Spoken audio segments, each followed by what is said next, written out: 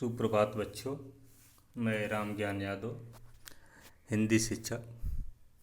बच्चों, हम लोगों ने कल कवि सूर्यकांत त्रिपाठी निराला के बारे में बातचीत किया था और उनकी दो कविता जो हमारे पाठ्य पुस्तक में है, उत्साह और अटनही रही है, इन दो कविताओं के बारे में हमने बातचीत किया था। उसी में पहला कविता उत्साह का आज हम लोग व्याख्या करेंगे और इस कविता का भाव समझेंगे कि कवि इस कविता के माध्यम से क्या कहना चाहते हैं।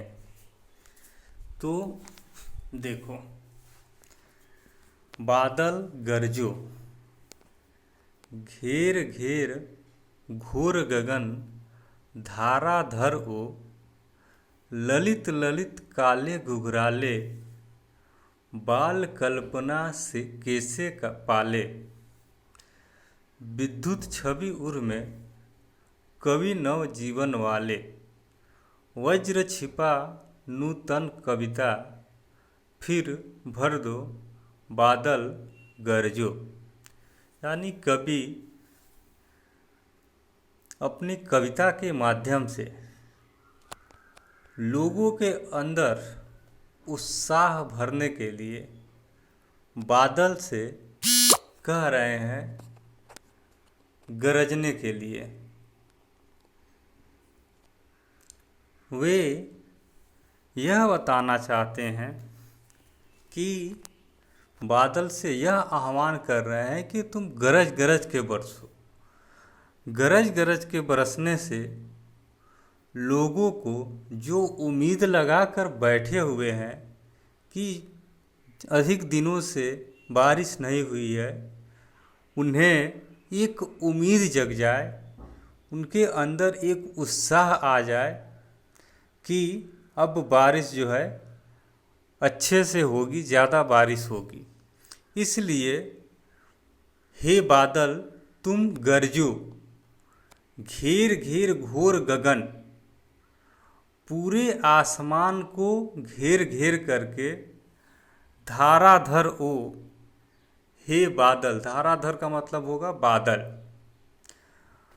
मतलब पूरे आकाश को घेर घेर के हे बादल तुम बरसो।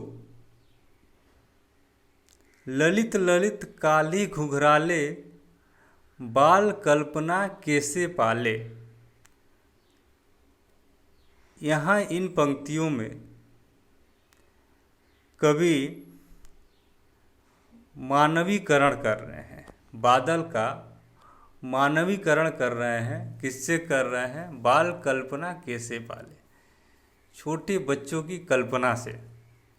ललित ललित काले घुघराले, बाल कल्पना कैसे पाले, यानी तुम्हारे बाल कल्पना छोटे बच्चों की कल्पना के जैसे।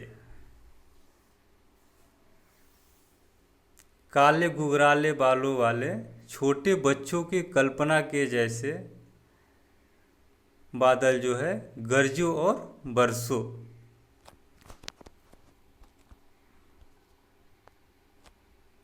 अर्थात तुम्हारे ये सुंदर काले और घुघराले बाल जो है ये कल्पना के विस्तार के समान घने हैं। अर्थात काले एवं सघन बादल अत्यंत दूर दूर तक समूचे क्षितिज पर फैले हुए हैं। जो बादल घिरते हैं काले बादल, वह कैसे फैले हुए हैं? पूरे आसमान में काले बालों की तरह, घुघराले बालों की तरह। और वैसे भी कवि निराला का जो है वह बादल जो है वह बहुत ही प्रिय है। इसलिए अगली पंक्ति में वे क्या बता रहे हैं? विद्युत छवि उर में कवि नव जीवन वाले, यानी जो जिस प्रकार बच्चे जो है हृदय में अपने मन में अज्ञात कल्पना लिए होते हैं, वे स्थिर नहीं रहते हैं, बहुत कल्पना करते हैं, अज्ञात कल्पना लिए होते हैं।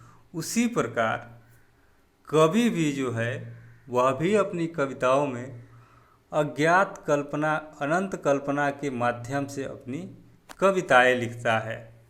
तो इसीलिए वे बता रहे हैं कि विद्युत छवि उर्मे कवि नव जीवन वाले। जिस प्रकार जब बारिश होने वाली होती है, बादल गरजते हैं, तो बिजली भी चमकती है, तो उसी के बारे में बता रहे हैं कि तुम्हारे हृदय में बिजली की चमक है। जैसे बादल वर्षा करके सभी को नया जीवन प्रदान करता है, पीड़ित प्यासे जन की इच्छा पूरी करते हैं, उसी प्रकार तुम भी संसार को नया जीवन देने वाले हो। और उसकी कल्पना उसी कवि से कर रहे हैं जो संसार को कल्पना के माध्यम से, अपनी कविता के माध्यम से नव जीवन देता है। तो बता रहे हैं कि उसी प्रकार तुम भी संसार को नया जीवन देने वाले हो। जिस प्रकार बादलों में वज्र छिपा है, उसी प्रकार तुम भी अपनी नई कविता में अथवा भावनाओं में वज्र छिपाकर नवीन सृष्टि का निर्माण करो, अर्थात समूचे संसार को उत्साह से भर दो। ठीक है, आगे देखो। विकल विकल उन्मन थे उन्मन, विश्व के निदाग के सकल जन। आए अज्ञात दिशा से अनंत के घन, तप्त धरा जल से फिर शीतल कर दो, बादल गरजो। विकल, विकल मतलब व्याकुल, उन्मन, उन्मन मतलब अनमने। लोगों को कभी कभी ऐसे ही, जैसे बहुत गर्मी होती है तो व्याकुल हो जाते हैं, अनमने। गर्मी में कोई काम करने का मन नहीं करेगा, गर्मी से परेशान रहेंगे लोग। तो उसी तरह व्याकुल और अनमने, विश्व के निदाग के सकल जन। यानी निदाग का मतलब होती है गर्मी। इस गर्मी से सभी लोग, सकल जन, विश्व के सारे लोग इस गर्मी से बहुत ही व्याकुल है और अनमने है। आए अज्ञात दिशा से अनंत के घन, अनंत का मतलब होगा आसमान, घन का मतलब होगा बादल।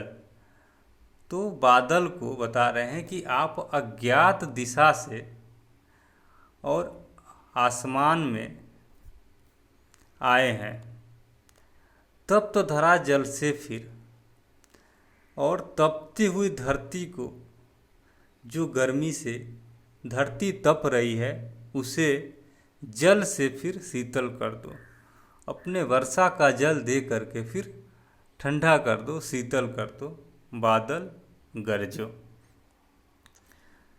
तो यही है, विकल विकल उन्मन थे उन्मन, विश्व के निदाग के सकल जन। गर्मी से, भीषण गर्मी से विश्व के सभी लोग व्याकुल थे और अनमने थे। हे बादल, तुम अज्ञात और अज्ञात दिशा से इस अनंत आसमान से आए, तप्त धरा को, तपती हुई धरती को जल से फिर शीतल कर दो। हे बादल, तुम गरजो। तो बच्चों, यह है इस कविता का व्याख्या, जिससे आप लोग, मुझे आशा है कि आप लोग अच्छे से समझ गए होंगे। कल जो है हम लोग इनकी अगली कविता का व्याख्या करेंगे। जो अट नहीं रही है कविता है उसकी जो है व्याख्या करेंगे और समझेंगे। तो मुझे उम्मीद है कि आप लोग इसको अच्छे से समझ गए होंगे। धन्यवाद।